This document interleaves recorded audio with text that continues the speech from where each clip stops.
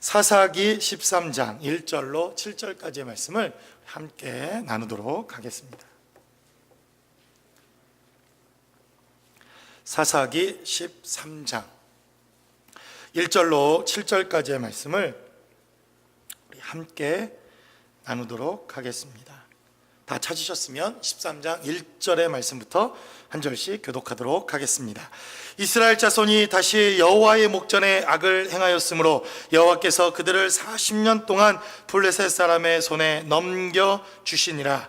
소라 땅의 단 지파의 가족 중에 마노아라 이름하는 자가 있더라. 그의 아내가 임신하지 못하므로 출산하지 못하더니 여호와의 사자가 그 여인에게 나타나서 그에게 이르시되 보라, 내가 본래 임신하지 못하므로 출산하지 못하였으나 이제 임신하여 아들을 낳으리니 그러므로 너는 삼가 포도주와 독주를 마시지 말며 어떤 부정한 것도 먹지 말지니라. 보라, 내가 임신하여 아들을 낳으리니 그의 머리 위에 삭도를 대지 말라. 이 아이는 태에서 나옴으로부터 하나님께 바쳐진 나실인이 됨이라.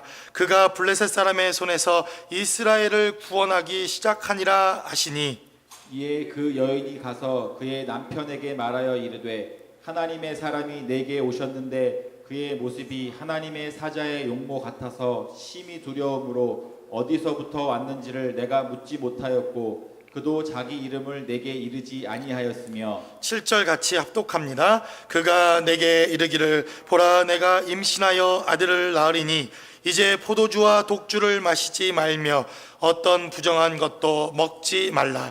이 아이는 태에서부터 그가 죽는 날까지 하나님께 바쳐진 나실인이 됨이라 하더이다 하니라.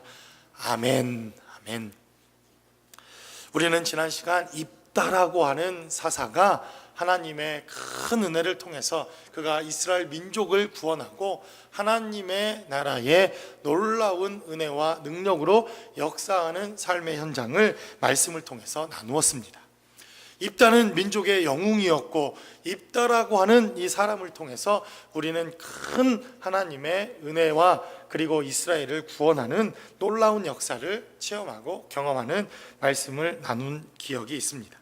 그런데 입다라고 하는 사람, 하나님께 쓰임받고 하나님의 사람이었고 하나님의 부름을 받았지만 그에게도 큰 치명적인 한 가지 실수와 연약함이 있었는데 그것은 말씀이 중심이 되어진 그러한 신앙이 아니라 그가 자라났던 돕당이라고 하는 그러한 삶의 자리에서 무속신앙 혹은 신비주의 신앙 혹은 이방 신앙의 영향을 받아서 하나님께 드리는 가장 좋은 것이 사람이라고 하는 잘못된 부정적인 이러한 신앙의 모습을 가지고 있었더라. 성경은 이렇게 말합니다.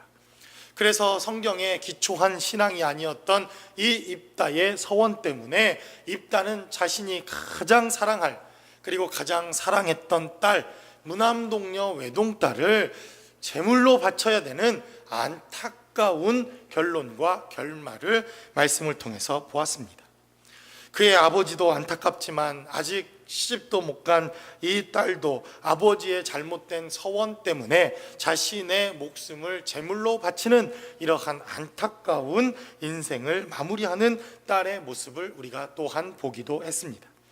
하나님의 풍성한 은혜가 있었지만 말씀을 붙들었더라면 말씀대로 살았더라면 그들에게 더 큰 은혜가 있었고 더 큰 축복이 있었고 더 큰 하나님의 돌보심이 있었을 텐데 안타깝게도 말씀 가운데 거하지 못한 결과는 우리가 치르기에도 우리가 입에 담기에도 너무나도 큰 결과가 있었다 하는 것을 깨닫게 되더라는 것입니다. 이제 입다라고 하는 사람을 뒤로 해서 사사 입산 혹은 사사 압돈이라고 하는 소사사가 등장을 합니다. 그 이전에도 사사기를 통해서 우리가 이렇게 아주 한 절 그리고 뭐 한 것도 없는 사사의 이러한 내용들을 나누었지만 도대체 이 사사들은 애 낳고 시집 보냈다 이게 끝이기에 아무리 묵상하고 쥐어짜내 보려고 해도 더 이상 뭐 나올 것이 없어서 삼손으로 건너뛰는 그러한 역사가 있었음을 알려드리는 바입니다. 얼마나 한 주간 동안 머리도 아프고 정말 도대체 뭘 했을까? 이 사사들은 그냥 애 낳았다, 나는 자손이 30명, 60명이다. 그리고 시집 보냈다. 그리고 끝. 그리고는 사사입니다. 사사 삼손의 이야기가 등장을 합니다. 어쨌든 사사 입산 뒤로 우리는 사사 삼손이라고 하는 아주 훌륭하고 용맹스러울 뿐만 아니라 개인적으로 제가 대단히 좋아하는 사사 삼손이 등장을 합니다. 제가 뭐 수없이 말씀드리지 않았습니까? 제 옛날 별명이 삼순이, 저희 형 덕순이, 종순이, 제 동생 일순이. 그런데 저희 형수님 성함도 양일순. 뭐 하여튼 이렇게 저는 어려서부터 삼순이라는 별명을 달고 살았습니다. 근데 제가 늘 여러분들의 몇 번 말씀드렸기에 아마 지겨울 수도 있는데, 성경에 갑자기 주일학교 반사, 그때는 선생님 반사가 있지 않았습니까? 그때도 주일학교 사역자가 없어서 제 시골교회라 주일학교 반사 선생님이 하나님의 말씀을 가르쳐주고 있는데, 그냥 뭐 주일학교니까 성경도 모르고 말씀도 모르고 그리고 이 말씀이 무엇인지도 모르고 있었는데 갑자기 삼순에 대해서 이야기를 한다는 겁니다. 그때는 제가 삼손이 왜 삼순으로 들렸는지, 그리고는 성경에 내 별명, 내 이름이 있구나, 역시 나는 택함받은 백성이다, 얼마나 그때부터 감격과 감동이 있었는지 아십니까? 그리고는 제가 처음으로 이 삼손이라고 하는 이 사람을 주일학교 그 성경 이 발표회, 여러분 아시죠? 성탄절 성극의 주인공을 맞이하는 첫 번째 주인공이 또 삼손이기도 했습니다. 어쨌거나 제 개인사를 통해서도 저는 이 삼손이라고 하는 사람을 좋아할 뿐만 아니라 이 삼손이라고 하는 사람을 이 땅에 태어나게 하신 하나님의 뜻과 의도, 그리고 하나님께서 그냥 삼손이라고 하는 사람이 이때 태어나야만 하니까 태어난 것이 아니라 성경에 기록되어져 있는 말씀을 꼼꼼히 따져보고 잘 살펴보면 하나님께서 의도적으로 이 삼손이라고 하는 사람을 태어나게 하시고 그의 삶의 자리에 이때의 13장에 기록해 놓으신 하나님의 역사와 은혜가 있더라 하는 것을 깨닫게 됩니다. 우리는 입다라고 하는 이 사람이 잘못된 서원, 하나님에 대한 불타는 마음이 있었고 하나님을 사랑하는 불같은 마음이 있었지만 잘못된 그 서원 하나 때문에 자신의 삶의 자리가 참으로 안타깝게 결론을 맺게 되는 것을 보게 됩니다. 그런데 서원을 통해서 하나님 앞에 가장 강력하게 쓰임받았던 사람이 바로 이 삼손이라고 하는 사람입니다. 그러니까 입다라고 하는 사람이 잘못된 서원을 통해서 그가 얼마나 안타깝고 얼마나 어리석고 그리고 정말 말씀을 통해 보기에도 이렇게 살지 말아야지 하는 사람의 대표가 입다라고 했다면, 이 삼손이라고 하는 사람은 내가 하나님 앞에 서원하고 하나님 앞에 결단하고 하나님 앞에 작정한 사람 가운데 그래도 하나님 앞에 귀하게 쓰임받는 대표적인 사람으로 성경에 등장하는 사람이 바로 이 삼손이라고 하는 사람입니다. 그래서 성경에 기록되어져 있는 이 삼손을 통해서는 잘된 서원, 하나님의 말씀을 따라서 작정하는 삶, 하나님 앞에 내 삶을 드리기로 작정하는 이러한 서원이 얼마나 하나님 앞에 귀중한 것인가 하는 것을 보여주는 대단히 중요한 사사가 바로 삼손이더라 성경은 이렇게 기록해 놓았습니다. 그리고 사사기 12장 또 11장 기록되어져 있는 사사들의 삶을 잘 살펴보면 우리는 삼손 이전에 있었던 사사들의 공통점 하나를 발견합니다. 그 사사들의 공통점은 무엇이냐면 애를 많이 낳았다는 겁니다. 요즘 시대에 정말 애를 좀 많이 낳아야 되지 않습니까? 2200 몇 년이 되면 대한민국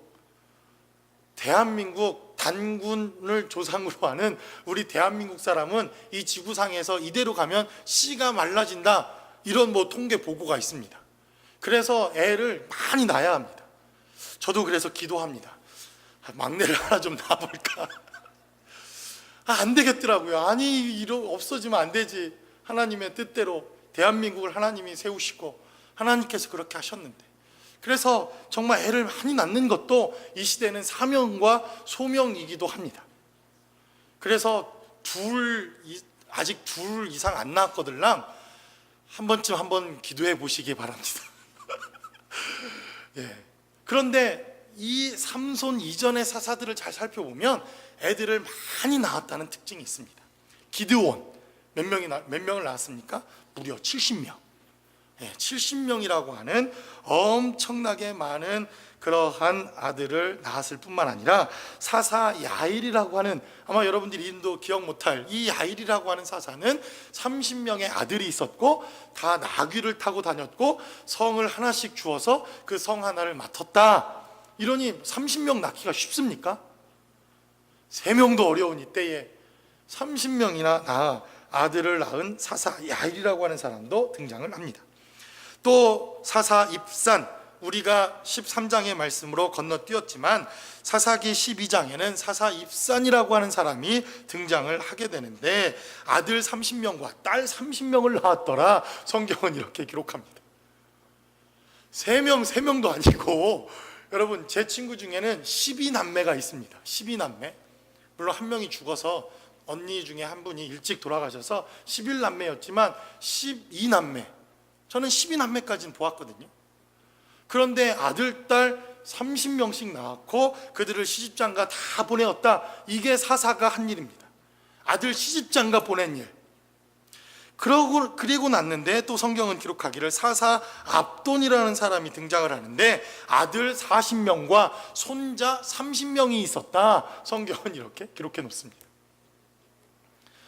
그런데 삼손 때에 와서 어떤 일이 일어납니까? 아들이 없는, 자식을 낳지 못하는, 아무리 애쓰고 하나님께 기도해도 그 다음 세대를 이어갈 만한 자식을 생산해내지 못하는 삼손의 아버지 마노아라고 하는 사람의 이름이 등장하므로 삼손의 이야기가 등장하더라는 것입니다. 그러니까 여러분 사사기 12장과 13장의 메시지를 잘 살펴보면 하나님께서 아주 의도적으로 삼손이라고 하는 이 사람을 기록해 놓았다 하는 것을 우리가 깨닫게 됩니다.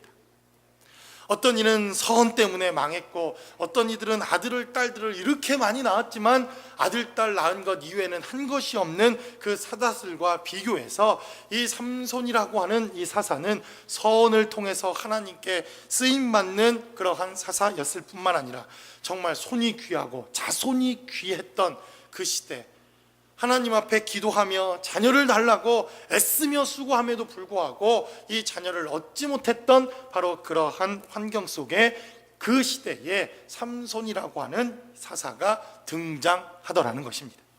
그러므로 우리는 이 본문의 말씀을 통해서 나에게 평범하게 일어나고 있는 이 일상의 삶의 자리가 누구에게는 절실한 은혜가 될 수 있다고 하는 사실을 이 삼손이라고 하는 사건을 통해서 깨닫게 되더라는 것입니다.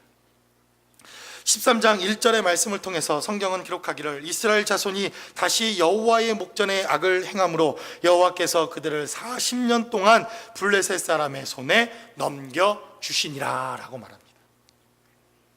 그 이전에 기록되어져 있는 사사들을 보니까 아들, 딸을 40을 낳고 또 아들, 딸을 30명씩 낳고 또 자손이 30명이 되고 그들을 장가 보내고, 여러분 여기에서 느껴지는 것이 무엇입니까? 하나님이 주시는 풍성한 은혜가 이 사사들 시대에는 있었다는 것입니다. 아들, 딸들을 막 낳아도 될 만큼 이 시대는 너무나도 풍부하고 너무나도 아름답고 하나님의 부흥의 역사가 있고 하나님의 능력의 역사가 있고 깃발만 꽂으면 교회는 부흥하고 교회만 개척하면 하나님의 능력과 역사가 막 나타났던 시대, 바로 그 시대에 살았던 사람들과는 다르게 이 삼손의 시대, 마노아의 시대는 하나님의 축복과 은혜가 완전히 메말라진 시대, 하나님의 은혜라고는 찾아볼 수 없는 시대, 죄악이 관영한 시대, 그리고 블레셋의 포로가 되어서 이제 가장 암흑의 사건들이 시작되어지는 시대, 바로 그 시대가 바로 삼손에 태어난 배경이다. 성경은 이렇게 말합니다.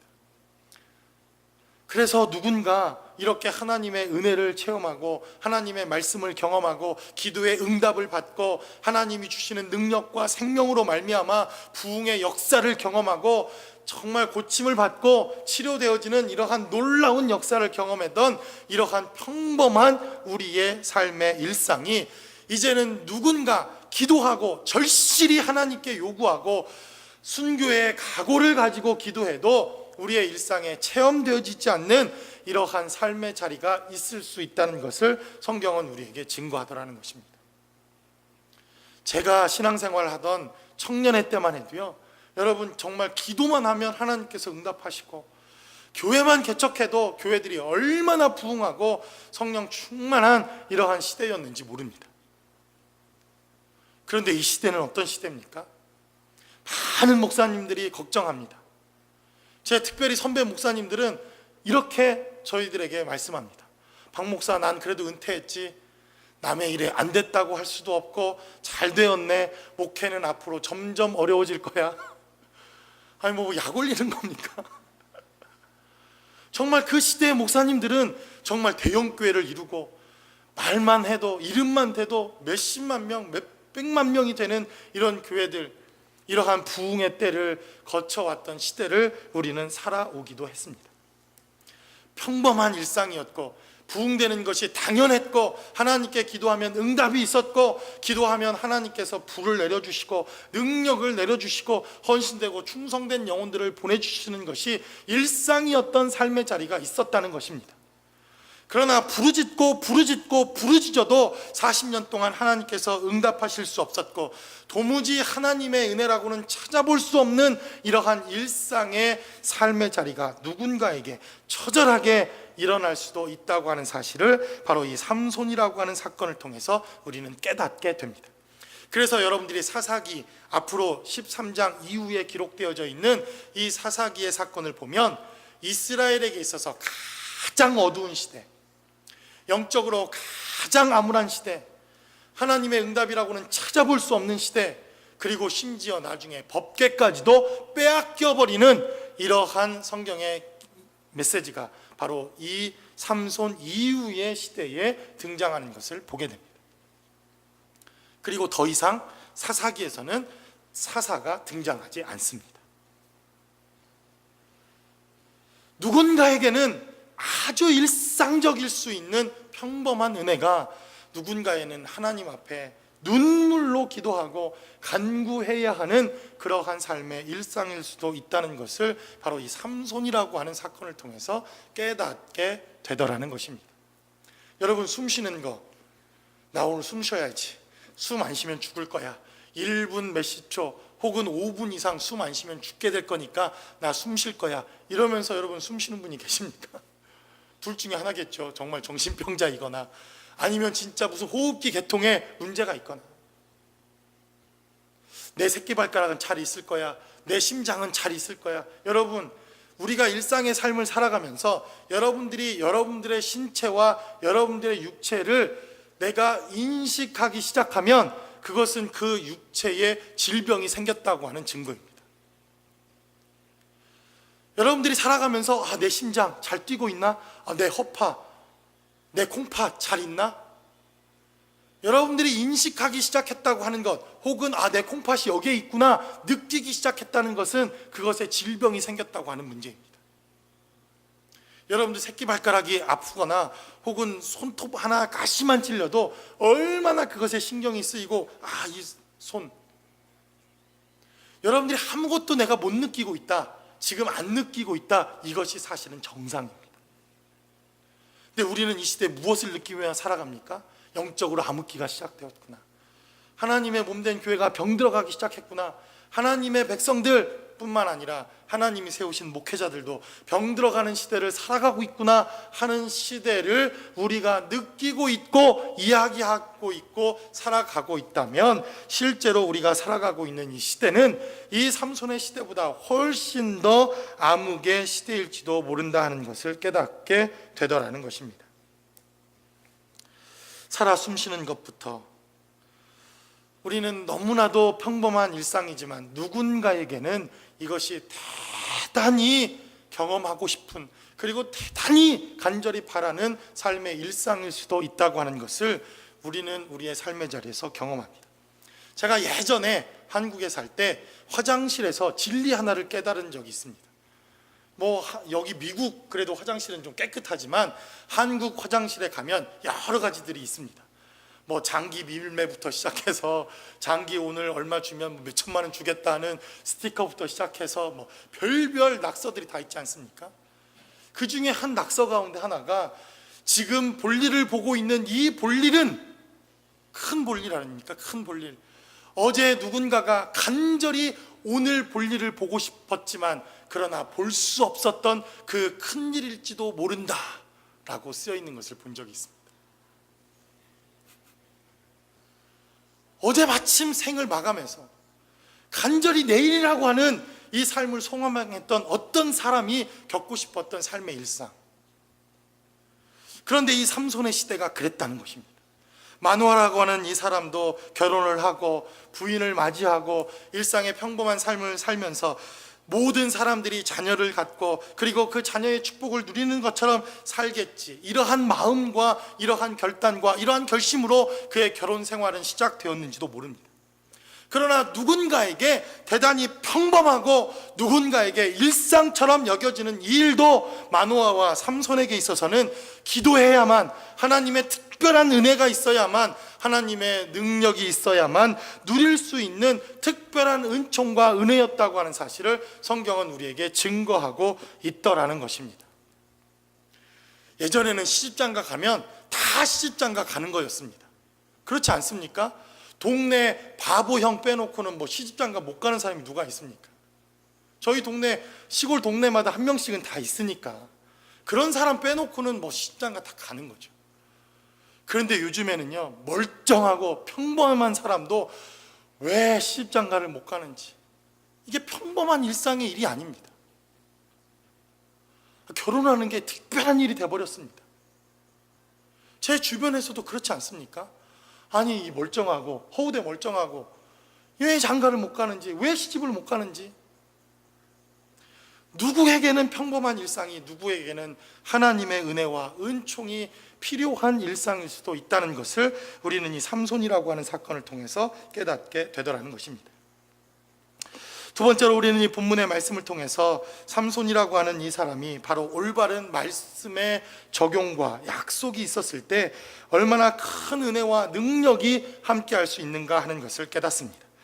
오늘 본문에 기록되어져 있는 6절로 7절까지의 말씀을 살펴보면, 이에 그 여인이 가서 그의 남편에게 말하여 이르되 하나님의 사람이 내게 오셨는데 그의 모습이 하나님의 사자의 용모 같아서 심히 두려움으로 어디서부터 왔는지를 내가 묻지 못하였고 그도 자기 이름을 내게 이르지 아니하였으며 그가 내게 이르기를 보라 내가 임신하여 아들을 낳으리니 이제 포도주와 독주를 마시지 말며 어떤 부정한 것도 먹지 말라.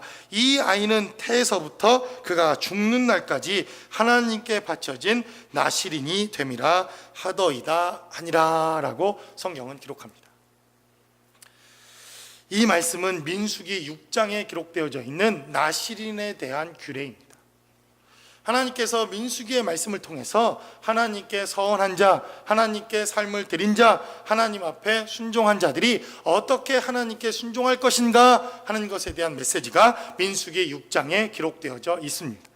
입다라고 하는 이 사람이 하나님의 말씀대로 서원하지 못하여서 불행한 삶의 마지막을 보여주었다면, 이 삼손이라고 하는 이 사람은 민수기 6장의 말씀을 통해서 잘 하나님 앞에 서원한 자, 서원의 말씀을 통해서 하나님 앞에 작정하고 드리기로 결단한 자들이 받는 축복이 무엇인가를 깨닫습니다.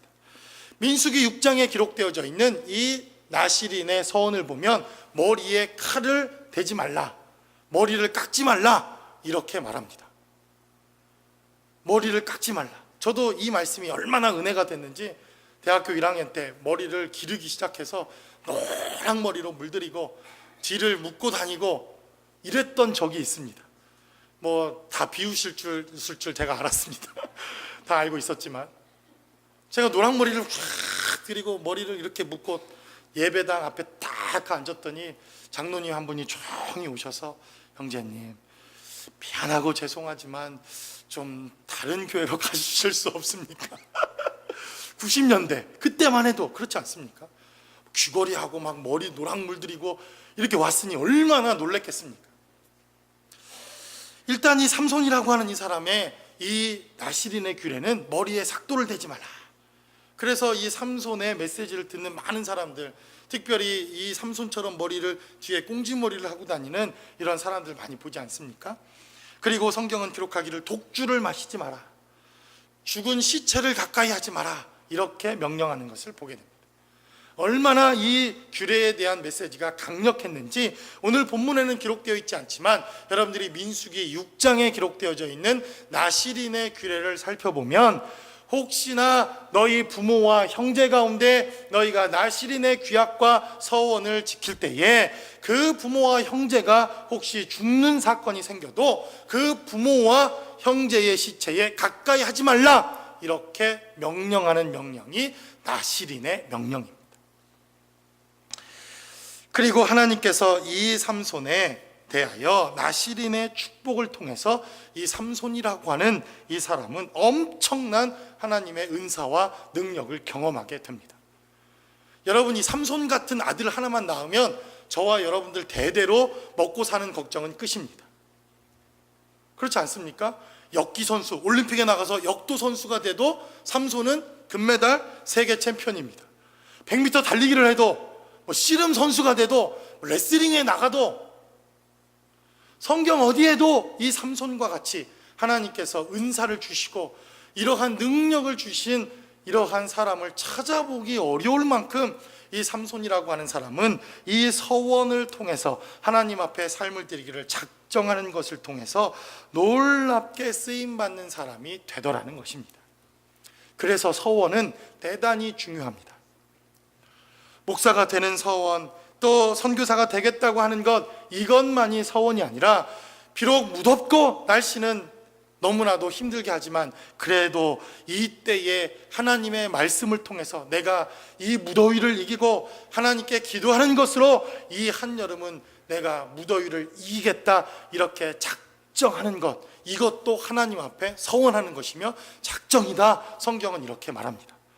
그래서 내가 7월 한 달 동안만이라도, 아니 8월 한 달 동안만이라도 하나님의 말씀을 듣고 하나님께 기도하고 신약 일독이라도 하겠다, 이렇게 작정하는 것을 통해서 하나님은 우리의 삶의 자리에 능력과 은혜로 역사하실 수 있다는 것입니다. 그러므로 하나님께서 우리를 사용하시는 삶의 자리를 잘 살펴보면 하나님께서 특별히 부르시는 삶의 자리도 있다는 것을 깨닫습니다. 모세라고 하는 사람을 통해서 하나님은 가시나무 떨기에서 그에게 특별한 사명과 소명을 주셨을 뿐만 아니라 그 누구도 경험해 보지 못했던 가시나무 떨기의 사건을 통해서 하나님께서 부르시고 하나님의 능력과 은혜로 그를 사용하시기도 합니다. 늘 성막에 앉아서 하나님의 말씀을 듣고 기도하던 여호수아에게 하나님의 영이 임하시고 성령이 그의 삶의 자리에 함께하게 하자 하나님은 모세라고 하는 사람을 통해서 여호수아를 부르십니다. 모세야, 모세야, 저 여호수아는 하나님의 영으로 충만한 자이니라. 저가 늘 성막을 떠나지 아니하고 내 말씀과 그리고 하나님을 섬기는 일을 하는 자이니라 라고 하나님께서 모세에게 증거합니다. 그러자 이렇게 하나님의 특별한 은혜를 받았던 여호수아도 하나님 앞에 쓰임받는 이러한 역사가 있더라는 것입니다. 다윗의 왕국, 다윗의 장막, 하나님의 놀랍게 쓰임받고 하나님의 마음에 합한 자요 라고 이렇게 부름받았던 다윗이라고 하는 사람도 사무엘이 그에게 기름 부음과 하나님의 성령으로 말미암아 하나님의 특별한 부름을 통해서 그는 왕이 되어지기도 합니다. 사도 베드로 선생님도 게네사렛 호수에서 하나님의 말씀을 붙들고 그가 깊은 곳까지 나아가 그물을 내리다 순종하는 순종의 삶을 통해서 그는 이제 고기를 낚는 어부가 아니라 사람을 낚는 어부로 특별하게 부름받는 삶의 자리를 경험하게 됩니다. 사도 바울도 다메섹 도상에서 하나님의 부름을 받고 그곳에서 특별하게 이방인의 사도로 하나님께 부름을 받는 특별한 부름이 있었지만 그러나 성경에서는 이러한 특별한 하나님의 부르심, 소명과 콜링, 혹은 우리가 사명이라고 말하는 이것 이외에도 서원이라고 하는 것을 통해서 내가 하나님 앞에 나의 삶을 드리기로 작정하는 것을 통해서도 하나님 앞에 쓰임받을 수 있다고 성경은 우리에게 증거합니다. 그래서 흔히 우리가 잘못 생각하기를 목사가 되는 것, 선교사가 되는 것, 하나님의 일을 하는 것은 특별한 소명을 받은 사람만 하는 것이다 이렇게 알고 있지만, 그게 아니라 내가 하나님의 일을 하겠습니다, 작정하고 주님의 일을 하겠습니다, 주님 내 일생의 삶을 하나님께 드리겠습니다, 이렇게 하는 것으로도 하나님의 일을 감당할 수 있더라는 것입니다. 그 대표적인 사람이 누구입니까? 삼손이라고 하는 사람입니다. 우리는 대표적인 서원을 통해서 하나님께 쓰임받는 사람을 알고 있습니다. 선지자요 사사이기도 했고 제사장이기도 했던 사무엘이라고 하는 사람도 어머니 한나의 서원 기도를 통해서, 어머니 한나의 서원을 통해서 그는 하나님 앞에 쓰임받는 사사가 되었을 뿐만 아니라 선지자요 하나님의 제사장이요 하나님께 강력하게 쓰임받았던 이스라엘의 부흥의 주역이 되었다고 하는 것을 우리는 깨닫게 됩니다. 어쩌면 침례 요한이라고 하는 이 사람도 엄마 뱃속에서부터 성령의 충만함을 입고 그의 어머니의 복중으로부터 받았던 성령의 충만함을 입어 서원한 자로 하나님 앞에 나는 메뚜기와 석청만 먹고 약대 털옷을 입고 광야에서 외치는 자로 살아가겠다고 하는 그러한 강력한 서원을 통해서 그는 바로 메시아가 오실 길, 하나님이 이 땅에 오실 길, 하나님의 육체가 이 땅에 오셔서 하나님의 사역을 감당해야 할 바로 그 사역에 쓰임받는 거룩한 사명자로 하나님 앞에 사용되더라는 것입니다. 그러므로 하나님의 부르심도 중요합니다. 하나님께 부르심을 받아서 우리가 하나님의 사역을 감당하는 것도 중요합니다. 그러나 이것과 마찬가지로 하나님 앞에 서원하는 것으로, 작정하는 것으로, 내가 결심하고 결단하는 것으로 하나님의 일을 감당하는 것도 대단히 중요하더라 하는 것입니다. 내가 예배를 빠지지 아니하리라, 내가 기도를 하리라, 말씀을 통해 살아가리라, 말씀대로 살아가리라, 내가 그리스도인답게 결단하며 살아가리라, 이렇게 결심하며 결단하며 서원하는 것을 통해서 우리는 하나님 앞에 더 좋은 그리스도인, 쓰임받는 그리스도인으로 살아갈 수 있다는 것입니다. 너무 잘못된 서원 때문에, 그리고 목사님들이 이 서원을 잘못 이용해 먹는 바람에 이 서원하고 결단하는 것이 마치 잘못되어진 것처럼 우리는 이 시대를 살아가지 않습니까? 꼭 결단하고 서원하는 것이 집을 팔아야 되고 교회를 건축할 때 물질을 드려야 되고 이런 것처럼 잘못 오해되어져서 하나님 앞에 결단하는 것, 하나님 앞에 헌신하는 것, 하나님 앞에 결심과 우리의 삶의 자리를 드리겠다고 결단하는 것이 마치 잘못된 것처럼 살아가는 이 시대. 그래서 어쩌면 우리의 삶의 자리에, 이 시대에, 이러한 시대일수록 삼손의 결단과 서원이 훨씬 더 필요한 시대가 아닐까라는 생각을 해봅니다. 마지막으로 시대가 어둘수록 사람이 답이다 하는 것을 이 삼손이라고 하는 사람을 통해서 깨닫게 됩니다.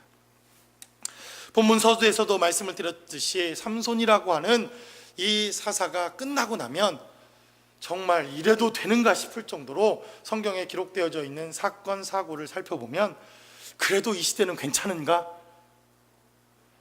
이렇게 타락한 시대를 살아가는 우리들, 이 사사 시대에 비교해서 그래도 우리는 괜찮네 하는 시대라고 할 만큼 엄청난 사건 사고가 이제 사사기에 등장하는 것을 보게 됩니다. 말로 담을 수 없는, 입으로 설교하고 싶지도 않는 이러한 내용들이 사사기에 등장하는 것을 보게 됩니다. 가장 영적으로 암흑의 시대, 이스라엘이 타락했지만 이보다도 타락할 수 없는 이러한 영적 암흑의 시대가 이제 삼손의 시대로부터 계속되는 것을 보게 됩니다. 그런 시대에 답이 무엇이었습니까? 하나님의 답은 사람이었다 하는 것을 깨닫습니다. 하나님께서 이렇게 어두운 시대일수록 하나님의 사람을 곳곳에 숨겨두시고 세우시더라 하는 것을 깨닫게 됩니다. 그 대표적인 사람이 오늘 본문에 기록되어져 있는 삼손이라고 하는 사람입니다. 이 사람이 하나님 앞에 사사로 세워지게 되자 어떤 일이 일어납니까? 그 이전에는 사사가 세워지면 이스라엘 백성들을 동원합니다. 총동원합니다. 기드온도 총동원했다가 300명만 남겨놓고 다 보내라, 하나님이 이렇게 말씀하시지 않습니까? 그런데 이 사사 하나가 하나님의 말씀을 쫓아 등장하게 되자 나라 하나가, 블레셋이라고 하는 나라 하나가 이 삼손 하나 때문에 벌벌 떱니다. 예전에 스코틀랜드에 존 낙스라고 하는 훌륭한 크리스찬이 있었는데 메리라고 하는 아주 나쁜 여왕 하나가 있었습니다. 그런데 이 존 낙스라고 하는 사람이 기도하면 이 여왕이 벌벌 떨기 시작합니다. 왜냐하면 이 사람은 기도하기만 하면 하나님의 응답이 있고, 기도하기만 하면 하나님의 역사가 있고, 기도하기만 하면 하나님의 축복의 역사가 막 나타나기 시작하니까 이 메리 여왕이 매일매일 체크하는 것이 오늘 존 낙스가 기도했나, 오늘 얼마 동안 기도하던가. 그 사람의 기도 하나 때문에 하나님께서는 이러한 암흑의 시대일수록, 가장 타락한 시대일수록 사람을 통해서, 한 사람을 세우는 것을 통해서 하나님의 사역과 하나님의 일들을 감당하게 하시더라 하는 것을 깨닫습니다. 우리는 지난 한 주간 유스 수련회를 하고 왔습니다. 힘겹고 어려운 환경이었기도 했고, 예기치 못한 환경 때문에 깜짝 놀라는 가슴을 쓸어내려야 하는 수련회이기도 했습니다. 그래도 감사한 것은 다친 사람 하나 없고 불미스러운 사건 하나 없이 하나님께서 주시는 큰 은혜, 정말 지나고 나니까 이렇게 큰 간증거리가 있는 수련회가 또 앞으로 있을까 할 정도로 좋은 수련회였다는 것을 경험하게 됩니다. 그러나 수련회가 시작되기 전 제 마음도 얼마나 큰 부담과 마음의 낙심과 마음의 분노가 있었는지 모릅니다. 우리도 뭐 얼마 큰 교회가 아니니까 한 20-30명 작게 모여서 그냥 우리끼리 재밌게 하자, 사실은 이게 저의 계획이었습니다. 여러분 아시죠? 여러분들에게 부담을 최대한으로 드리지 않으려고 하는 게 저의 본심입니다. 제발 이것 좀 알아주십시오. 그런데 사람이 계획한 것과 다르게 갑자기 우리가 수련회 떠나기 전날까지 오겠다는 겁니다. 무작정 보내겠다는 겁니다. 저와 한마디 상의도 없이 그냥 보내기로 결정을 했다는 겁니다. 여러분, 제가 아무리 마음이 태평양같이 넓은 사람이지만 제 마음 가운데 얼마나 분노와 화가 일어났겠습니까? 그래, 성경이 맞아. 목사들이 제일 무례해. 목사들이 제일 무례하고, 이 목사들, 무례한 목사들, 얼마나 제 마음 가운데 막 분노가 일어났겠습니까?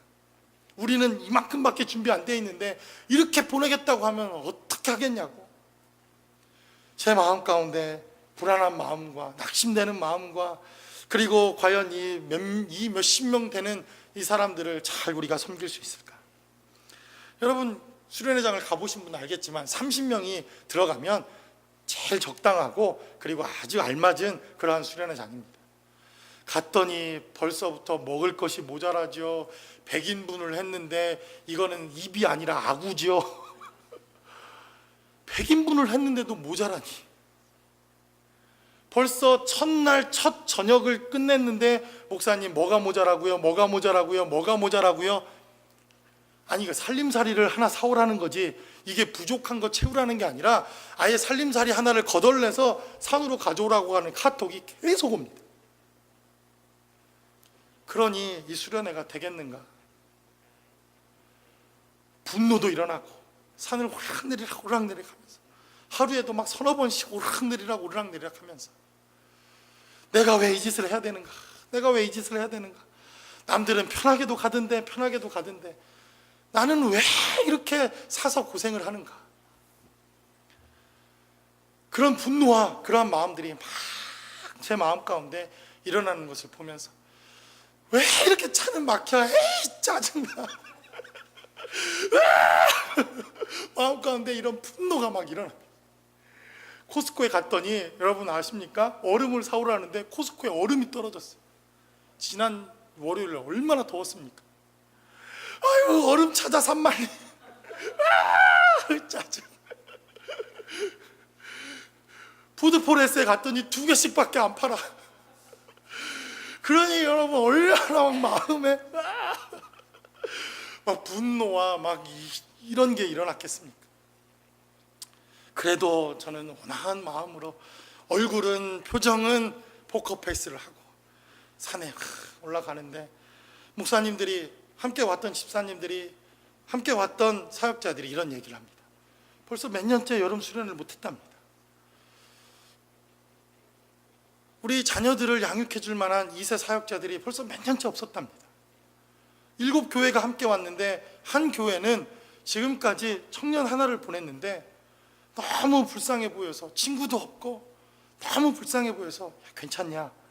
혼자 외롭지 않냐? 그랬더니 목사님 괜찮아요. 저는 주일학교 때부터 지금까지 늘 혼자였어요. 그리고 저는 목사님의 아들입니다. 이렇게 얘기하는 이야기를 들었습니다. 얼마나 마음이 아프던지. 지금까지 냈던 짜증, 왜 하나님 왜 나만요? 왜 우리 교회만요?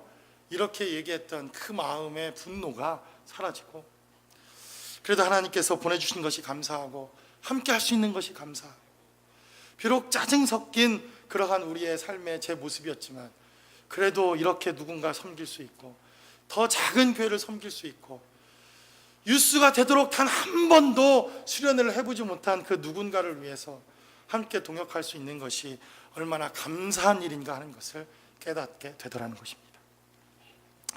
그러므로 삼손은 은혜입니다. 이 시대가 어두울수록 사람을 세우는 일, 누군가와 함께 할 수 있는 일, 누군가를 세워줄 수 있는 일, 이것이 바로 우리에게 은혜요 능력이라고 하는 것을 깨닫습니다. 우리도 부족하고 우리도 연약하고 우리도 우리의 삶의 자리를 돌아보면 참으로 형편없는 것 같지만 그래도 누군가 우리와 함께 하기를 원하고, 이 타락하고 어두운 이 시대에 하나님께서 우리를 부르셔서 삼손처럼 사용하기를 원한다면 하나님 그래도 한번 결단해 보겠습니다. 하나님 그래도 작정해 보겠습니다. 하나님 나도 하나님 앞에 이렇게 헌신해 보도록, 이렇게 쓰임 받도록, 그래도 작은 것이라도 하나님께 함께 하기를 서원해 보고 기도해 보고 작정해 보겠습니다 하는 것으로, 어쩌면 이 시대를 살아가는 우리들에게 사명과 소명자로 살아갈 생명과 이유가 있을 것이라고 믿습니다.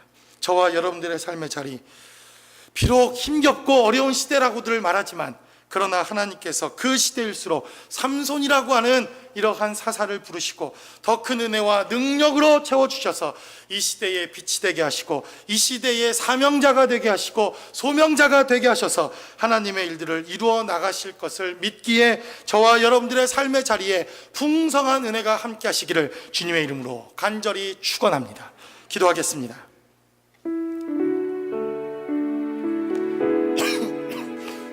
우리 시간 기도할 때 그래도 불러주신 게 감사하고, 그래도 채워주시는 게 감사하고, 그래도 써주시는 게 감사한 이 시대, 하나님 우리가 주의 말씀에 순종하여 이 패역하고 악한 시대를 살아가는 우리에게 하나님의 공동체가 하나님의 일들을 잘 감당할 수 있는 그러한 사명 공동체로 주님 앞에 설 수 있게 해달라고, 작은 것이라도 하나님 앞에 결단하고 결심하여 주님의 일들을 감당할 수 있는 삶의 자리가 될 수 있게 해달라고 우리 시간 다 같이 한 목소리로 기도하겠습니다.